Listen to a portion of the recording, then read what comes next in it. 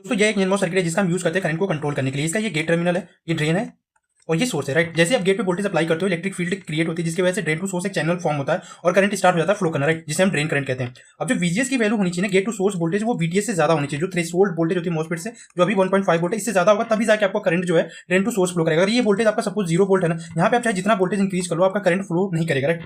अब जैसे जैसे VGS की वैल्यू अगर आप इंक्रीज करते हैं ना, वैसे वैसे जो आपका ड्रेन करंट है ना वो एक्सपोनेंशियली ग्रो करता है। इसलिए क्या बोलते हैं MOSFET को वोल्टेज कंट्रोल डिवाइस कहते हैं, क्योंकि जो इसका आउटपुट करंट है वो गेट टर्मिनल पे जो वोल्टेज अप्लाई करते हैं उस पर टोटली डिपेंडेंट होता है। अब यहाँ पे जो गेट करंट होता है ना IG, ये IG बेसिकली 0 होता है। क्यों? क्योंकि यहाँ पे एक इंसुलेटिंग मटेरियल यूज किया जाता है जिसे हम SiO2 कहते हैं, सिलिकॉन ऑक्साइड, राइट।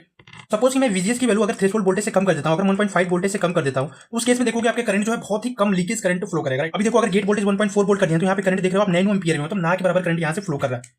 अब मैंने जो है गेट वोल्टेज यहाँ पे देख सकते हो 2.1 वोल्ट कर दिया, तो उस केस में क्या देखो 3.6 मिली एम्पियर करंट फ्लो कर रहा है। अभी क्या है कि मैंने जो गेट टू सोर्स वोल्टेज है 4.2 वोल्ट कर दिया, तो यहाँ पे जो करंट देख सकते हो exponentially 72.9 milliampere current flow कर रहा है। तो यहाँ पे जो टोटली गेट वोल्टेज पे डिपेंडेंट होता है। MOSFET का यूज हम वेरी फास्ट स्विचिंग में कराते हैं, जब आपको स्विचिंग फास्ट करानी होती है या फिर हाई एफिशिएंसी सर्किट होती है या फिर बक बूस्ट जो सर्किट होती है ना SMPS सर्किट में, इसमें MOSFET का बहुत ज्यादा यूज करते हैं। जो MCU में millions trillions of MOSFET use किए जाते हैं लॉजिक के लिए, उसमें हम MOSFET का बहुत ज्यादा यूज करते हैं।